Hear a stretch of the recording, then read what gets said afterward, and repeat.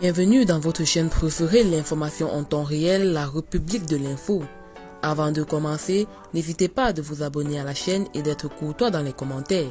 Le chef de l'État, président de la transition, capitaine Ibrahim Traoré, a échangé le 11 novembre dernier avec des représentants des partis politiques et des organisations de la société civile OSC autour de la situation actuelle du Burkina Faso en proie aux menaces terroristes. C'est sans langue de bois que le chef de l'État a dépeint la situation actuelle du Burkina Faso aux acteurs du monde politique et des OSC du pays. Pour lui, le sort du pays dépend en grande partie de ses acteurs et il importe, a-t-il dit, que face à la situation actuelle, chacun fasse son mea culpa pour se demander qu'est-ce que j'apporte à cette patrie. Des dits du capitaine Ibrahim Traoré, il est évident que les populations des grandes villes du pays n'ont pas encore pris la peine mesure de l'état de dégradation de la situation nationale. Dans les grandes villes, la vie est tout autre. Hors de ces villes, vous n'imaginez pas ce qui se passe. Est-ce que tout le monde est conscient que le territoire est presque perdu? A-t-il questionné? Selon lui, les problèmes que rencontre l'armée burkinabé actuellement découlent de la politisation de la Grande Muette. L'armée a été infiltrée et chacun agit en fonction de certains bords politiques. À un moment donné, on a eu espoir que ça va cesser, notamment avec les événements du 24 janvier, mais ça n'a pas cessé et ça continue. Les événements du 30 sont arrivés, a-t-il déploré. Tout n'est pas terroriste. Dépeignant la situation actuelle du pays, le chef de l'État a dit vouloir lever le voile sur la réalité exacte de la situation afin que chacun des Burkinabés fasse son choix. Je vais vous dire ce soir où est-ce que nous en sommes et où est-ce que nous allons si on ne change pas.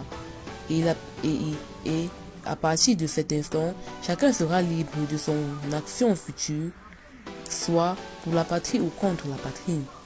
Personne ne va pouvoir quitter, déjà entre Bobo et Ouaga. Ça devient difficile.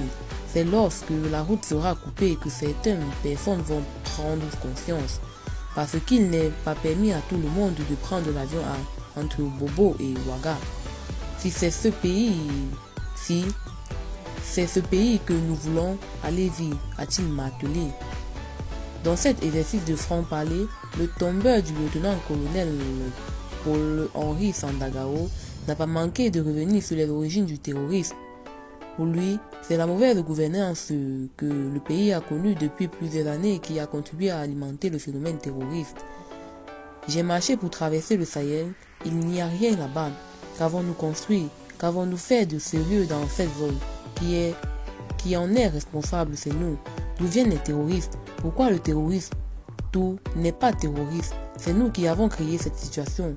La gouvernance, on a tout fait pour abandonner certains peuples. On ne pense qu'à nous. On n'a aucune pitié pour les autres. Vous êtes bien conscient que le pays n'est pas pauvre. C'est parce qu'on est méchant.